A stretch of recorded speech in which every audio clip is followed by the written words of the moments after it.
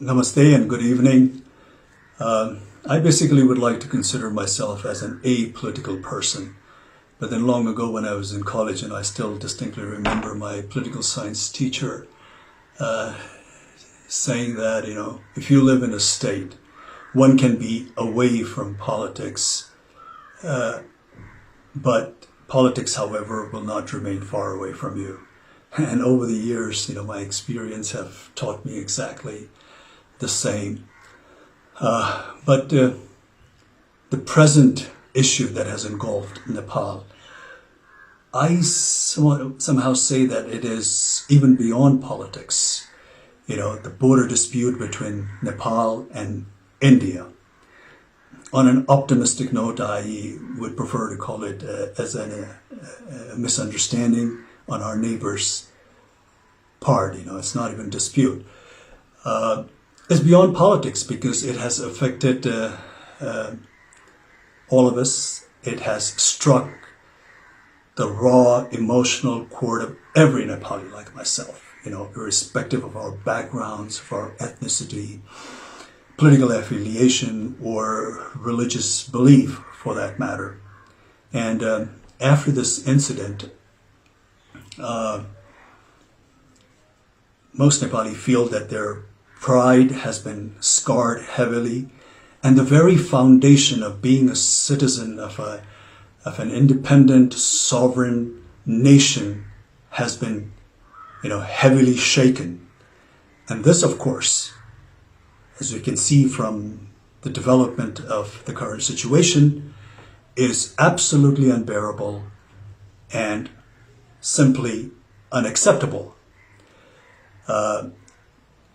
Because, you see, this is a nation shaped by the distinguished gallantry exhibited by our forefathers, with the support of Nepali people of all backgrounds, all ethnicity. And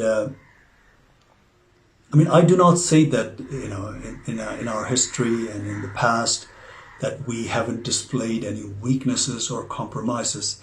But whatever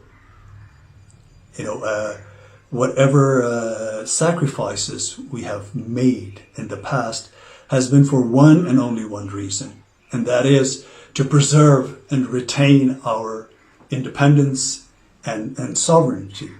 Therefore, the present landmass that we call Nepal has not been shaped without paying a price. Therefore, the territory of Nepal is something that the population of this nation under no circumstances are willing to compromise.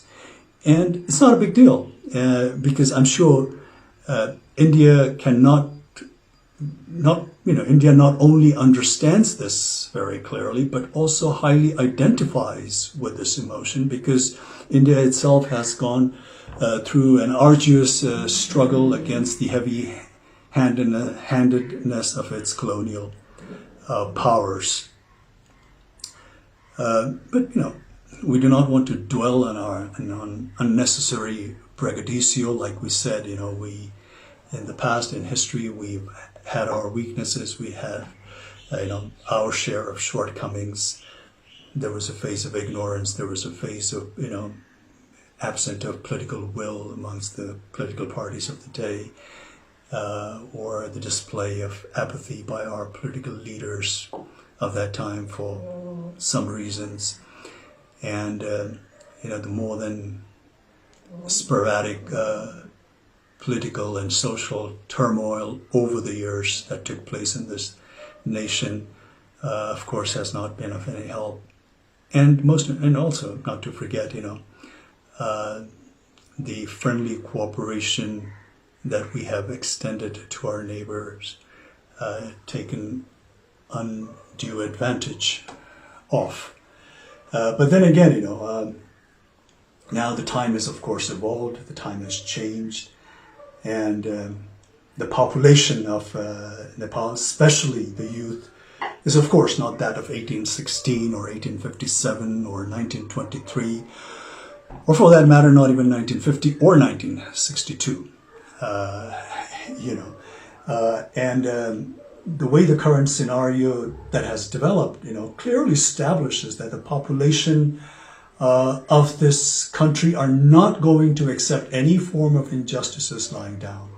Therefore, this time around, it's not even enough to appease the incumbent government alone, because this issue has been so passionately embraced also by the people of Nepal, that unless they think that they have been dealt justly and fairly, I, sadly and regretfully have this intuition that this bone of contention between the two countries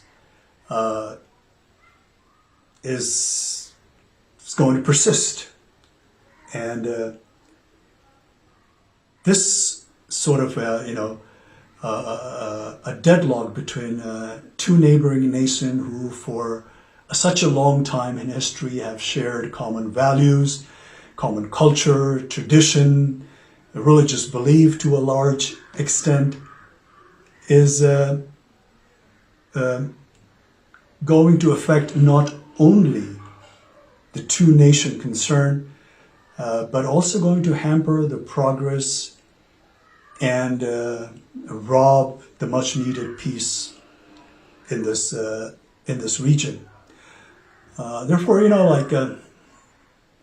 in recent news, when I hear that, when India cries wolf vehemently, denouncing China, not showing respect to the sovereignty of India, and proclaims how China does not care for India's national or territorial integrity, it just seems like a case of pot calling the kettle black.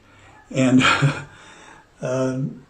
India, for no doubt, India today is being a powerful country, not only of this region, but also a force that is to be recognized and respected globally, needs to project or show some kind of magnanimity befitting the stature of such a nation, especially when it comes to its friendly neighbors. But Nepal basically only wants fair deal based on fact and statistics. It is only demanding to have what truly belongs to her, not more, not less. Nepali people will always want cordial, lasting relations with India. Whenever Indian government had extended some warmth of friendship, Nepali people have always reciprocated with open heart. I recalled the very first visit of Honorable Prime Minister of India, Mr. Modi, to Nepal as a Prime Minister. And the warmth and the fraternal affections and the goodwill was so infectious that Modi ji stepped out of his motorcade and went amongst the elated bystanders, to the bewilderment of 3 or 5 layers of security that was provided to him. The crowd not only spontaneously cheered and showered him with all kinds of praise, but treated him like a rock star. And to be honest, to be frank, I have yet to see that kind of reception meted out to our own leaders so spontaneously and voluntarily by the crowd of Nepal. But then again, unfortunately, the exhilaration met with an untimely death when Prime Minister Modi's government imposed trade blockade during the aftermath of 2015 devastating earthquake. This has left a deep wound, at least to this generation of Nepali people. Therefore, time and again, this untimely blockades and with lopsided treaties and agreements and unresolved border disputes and not to mention taking advantage of the weakness of our political leaders, has a repercussion of which, befalls this nation and its people. Therefore, the current step that India has taken vis-a-vis Limpiadhura and Lipu Lake has in some way come as the last straw on the camel's back. It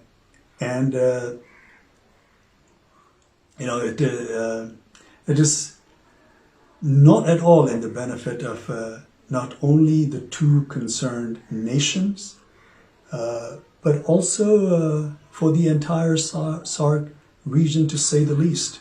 It definitely not conducive for a nation like India that's marching ahead with global ambition, to have more than a share of neighbors that it has a hostile, relationship with. And the hostility looming in the air need not to persist, because anger and malice is going to take us nowhere. The consequence, of course, is going to be far more damaging for both the countries. And at this time of global crisis, in a pandemic like this, where the whole world is suffering, India, being a powerful country in the region, needs to respond to the need of their less fortunate neighbors. And this kind of action will only raise the level of India in the international arena to the next level. And as one Indian politician, a seasoned Indian politician, rightly foresees, India as a development power, and its rise is being linked to its ability to provide governance solution to the development needs to countries in Asia and Africa.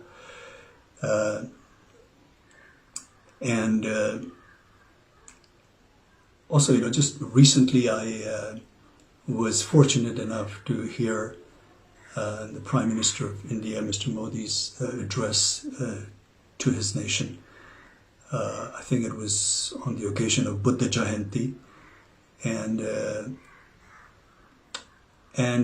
he said something like, I would like to roughly quote what he said.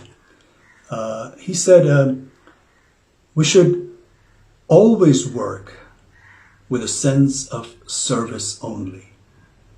When there is compassion, sympathy, then these feelings make us so strong that one can overcome the biggest challenge. So we here in Nepal only wish that Mr. Modi would overcome this challenge, not just with compassion and sympathy. Of course, we need that, but with all fairness and a good dose of empathy. Because we here in Nepal take the border, like I said, misunderstanding on an optimistic note, on the Indian part, with great deal of regret, and ask to return what is justly belongs to Nepal. All the historical evidence clearly points out, proves that Limpiadhura and Lipu Lake region is in all fairness part of Nepal. Therefore, as a country, as a nation, as the people of this country, we are just humbly requesting our friendly neighbor to look into the facts of the history, the statistics, and deal this matter with all fairness and justice, amicably, through cordial diplomatic channels, because this kind of antagonistic atmosphere in this region is not not only not good for both the nations concerned, but for this entire region as well. I am sure, despite few ups and downs and challenging moments here and there, basically India and Nepal share a relationship that is probably unmatched anywhere else in the world. And this challenge that we're facing at the moment right now, India will deal very fairly and justly and come out with a solution that appeases the Nepali population and makes them feel that they have been dealt justly.